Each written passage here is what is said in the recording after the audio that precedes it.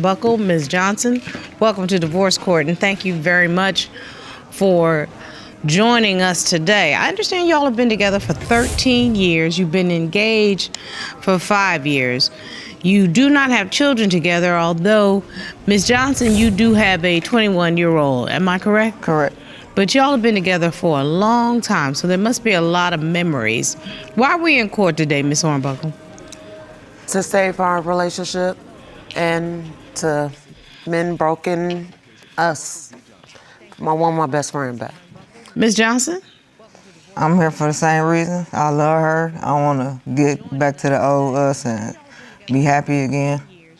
So are we looking at two women that started out as friends and now you are stuck in a place that you don't recognize? Correct. Ms. Hornbuckle, take me back when it was a nicer time, when you all first met. Well, I met her through my little brother. He brought her to me, and he said, I got someone that you want to meet. And when I just was thinking to myself, I said, how do you know if I like her?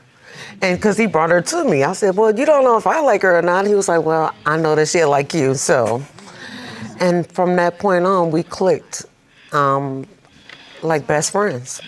So I understand, Ms. Johnson, you actually were involved with somebody else at the time, but the spark was there. Yeah, I was dealing with, somebody else, but when I seen her and met her, it was like, yeah, this is the one right here.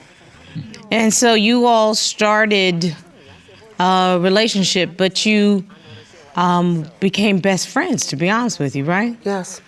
I understand, like, really early on, within the first year of your relationship, something happened. Your personal situation went from bad to worse because you had a series of tragedies, correct? Yes, my mom was killed in 2014. That's so tragic. My sister was shot. I had surgery on my back that was a cancerous cyst. So they were starting a lot on the relationship. That was very early on in your relationship, correct? Mm-hmm. Yes. Ms. Johnson, you stuck it through, though. I did, because I love her. I love her family, so yeah, I did. You both figured out how to come through it. How did you come through it? Prayer, for one. I believe in God, so that's my first thing. And how we made it through it is the support team that she gave me. She was there for me when I needed, when no one else was changing my gauze. She was a good caretaker. A great caretaker.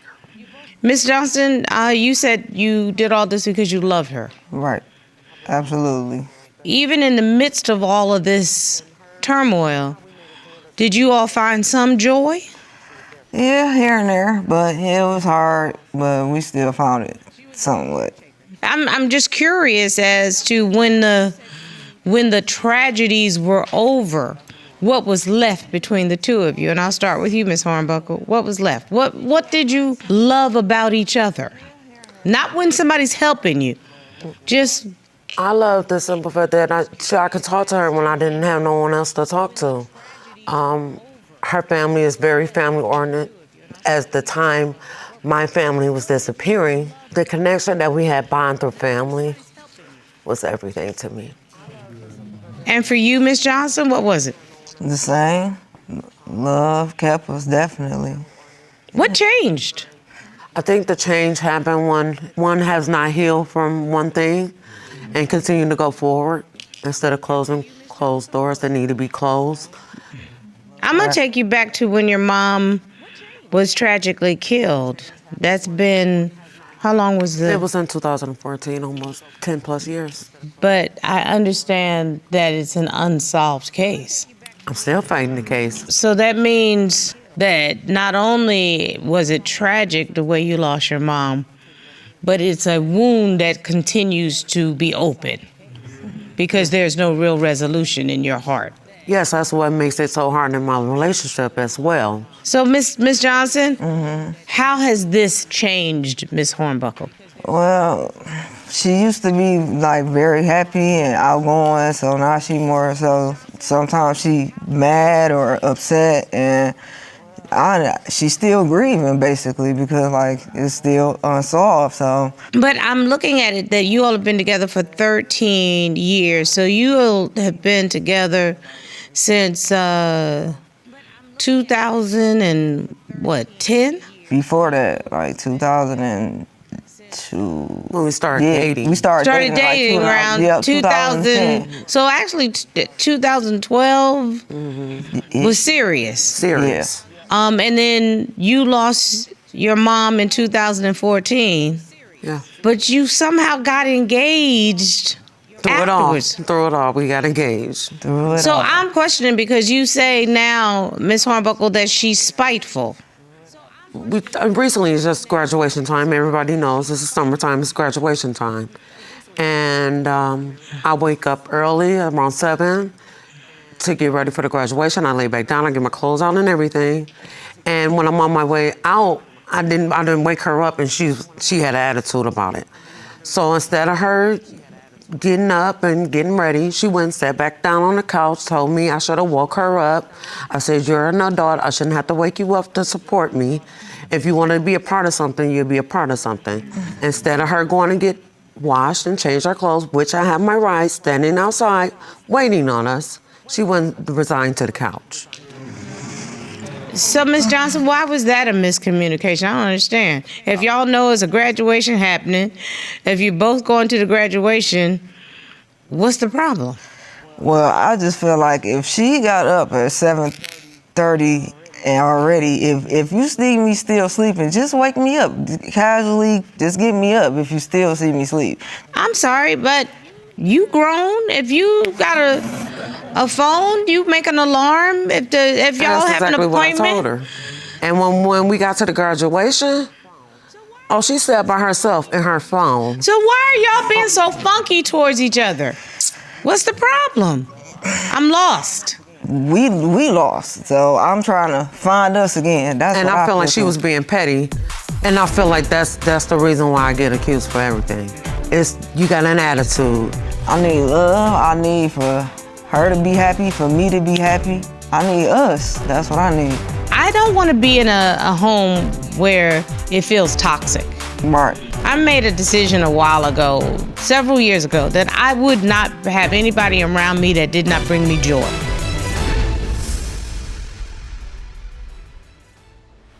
But why are y'all treating each other like that? I don't understand. But why are y'all treating each other like that? I don't understand. What's wrong? I don't know. Does nobody want to tell me? Is the elephant in the room? What's wrong is just that I just want us to go back to us, our old self, the happy us. Like, but there's things that happen in life. She's been different, ever since losing her mama. It's just been like. And I feel like that's the reason why I get accused for everything. Because I lost my mom. You got an attitude. You don't know how to it's not my fault. I didn't do it to you. And maybe you need to get counseling. And I've been telling us that we need to counseling. But last time I checked, it wasn't nothing wrong with her. It was something wrong with me. Have you all done grief counseling together? No, ma'am. I mentioned that, and there's still something wrong with me. Well, first of all, Miss Hornbuckle, you had some unresolved issues with your mother. Yeah. So that's a whole lot of a lack of resolution in your life. You need to deal with that 100%. Yes. And I'm not saying you're the only one, but if you don't deal with it, you can't move forward. You really cannot. You will never get over it, but you can come through it. And there's a huge difference. So I'm going to come to you. Have you personally done grief counseling? No. My grieving is I'm fighting for the case. That's not grief counseling. That's what I do for grieving. I don't know. No. And I can tell you right now, if I had a grief counselor with me, they would say that is not addressing you. That is busy work. That is you taking care of the case. That is you trying to resolve the crime. I'm talking about you. No. That's what has to happen for you to be able to sit down and talk about how angry you are, how frustrated you are, how you don't know how to move forward because you lost somebody so dear to you. That is not going to happen until you're ready to do it. Sincerely. And I see this harsh exterior, and something tells me that's what's happening in the house. Am I right, Ms. Johnson? You are. You're correct. Why don't you want to seek out Greek counseling for yourself? It's just that I've been so busy. I'm so worried about everybody else and doing something I'm not. for everybody. I don't I'm know them telling other you. people. I know you. I know. I'm That's the worried reason about why. you. I don't give a doggone about what everybody else is doing. I don't need to see another flyer. I don't need you to make another phone call. You need to take care of you. I'm worried about you.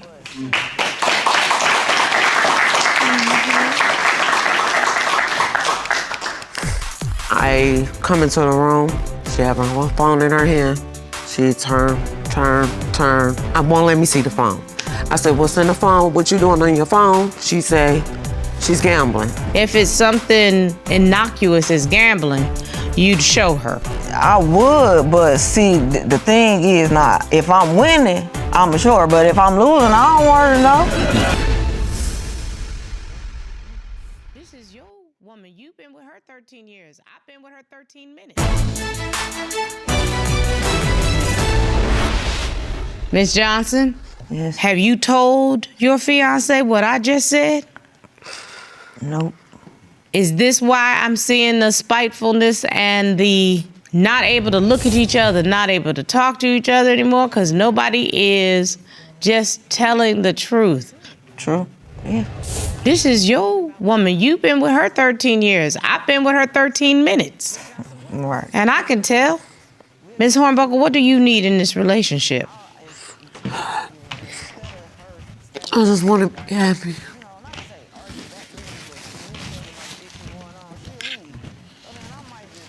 It's going to take you taking a step towards becoming happy again.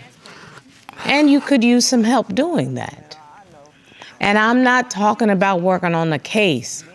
I'm talking about working on yourself. Ms. Johnson, what else has been going on in the house? We'll get into it, and we're arguing. And instead of her standing there, like, you know, not to say argue back with me, but communicate about the issue going on, she'll leave. So then I might just, being petty, might say, well, don't run out there, there's murderers out there, you know. So then, you know. And that's petty. Yeah.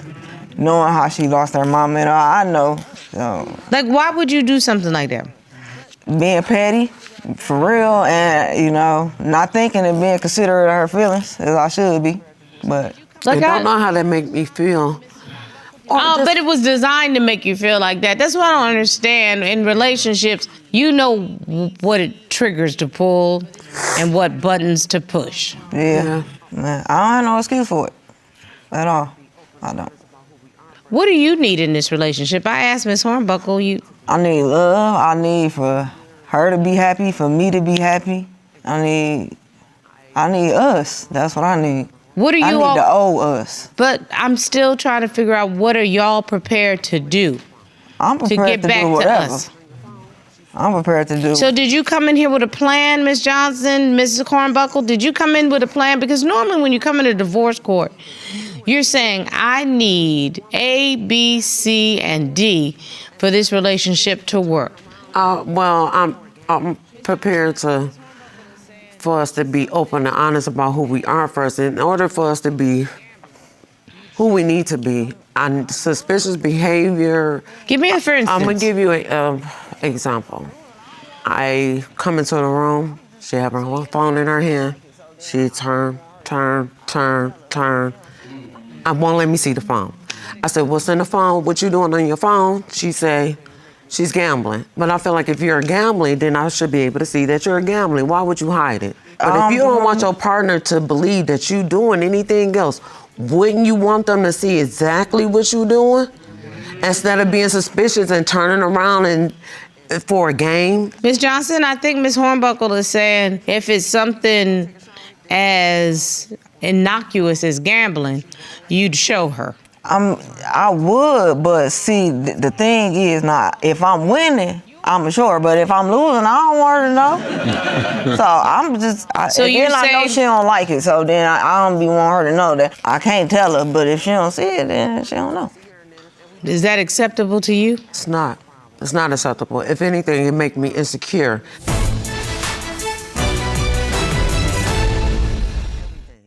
I'm listening, Ms. Johnson. I'm sorry she feel like that, but.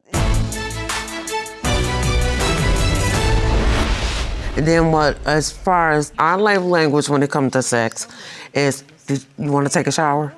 I'm That's about your to take hint. a shower. That's your And- hint. Yeah, and then you gonna go take a shower. Then she won't take a shower because she's on this phone that she won't let me see. The turning and twisting of the phone. What's going on with you in the phone situation? Your fiance thinks that you are dipping and dodging. That's why no. you won't show her the phone. That's No. what she thinks. That's Am what I she right, thinks. Ms. Hornbuckle? Yeah, especially when we don't even have sex. And then if we do, we're gonna do it twice a year. And then if we don't, it's because I have an attitude problem. See, you haven't resolved with your mom, and it makes me feel this is the reason why. I'm sorry. Like, I'm the fault for everything. I'm listening, Ms. Johnson. I'm sorry she feel like that, but it'd be like she trying to control me sometimes, and that's what I can't deal with. You should want to share some level of intimacy. I mean, yeah, I do, but it'd be like, all right, she's basically giving me an ultimatum, and then if I ain't moving fast enough for her, then she mad. So now that she mad, I'm mad, so sex is canceled. No, the door's ultimatum closed. is for you to put your phone down and come and get in the bed. But- she feel like I'm controlling her by telling her to get off the phone, stop gambling. But- every time I'm doing something that I like to do, you want to tell me stop doing it. And I'm like, what? But if it's you and your mate time, sometimes you gotta say enough is enough, put it down. And I'm saying if you can do that, then you could go on back to that, honey. But at least put me in the bed first.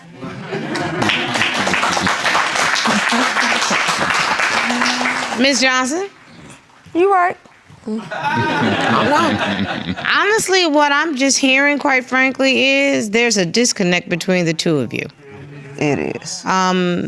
Ms. Johnson, you are not expressing completely everything that's going on in your life and your needs. And Ms. Hornbuckle, you are hiding everything that's going on in your life. Because I feel like if I say it, it's just gonna be my fault again. I just tread lightly because I know I don't want to start nothing. But she does. The environment But she can be does, a little like toxic telling me because I'm on to my be phone. safe outside. I don't know why y'all are still together.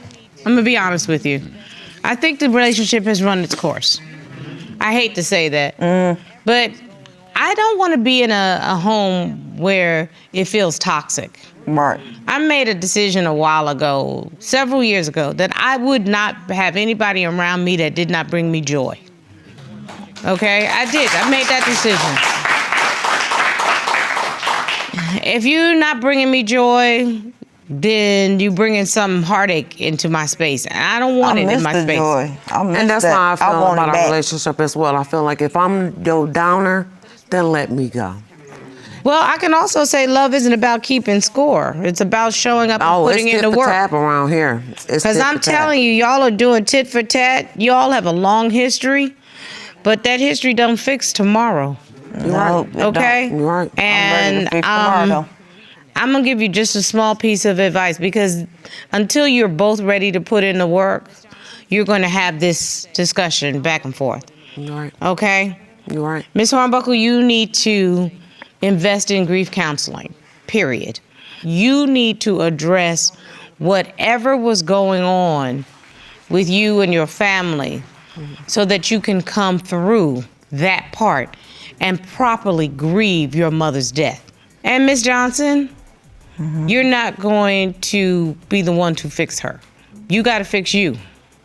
You've got to step out of being petty and doing tit for tat when you are frustrated and upset.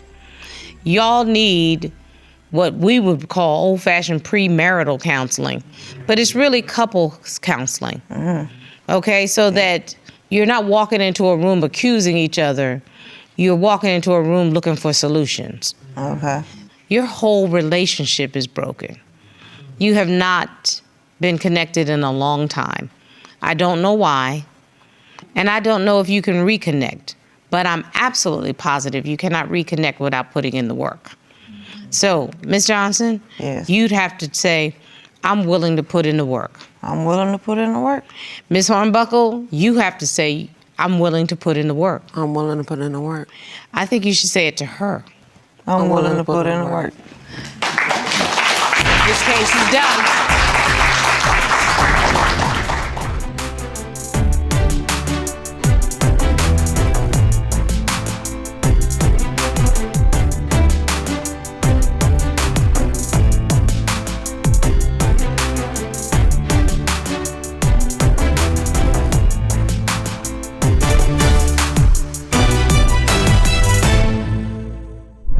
Made in Georgia.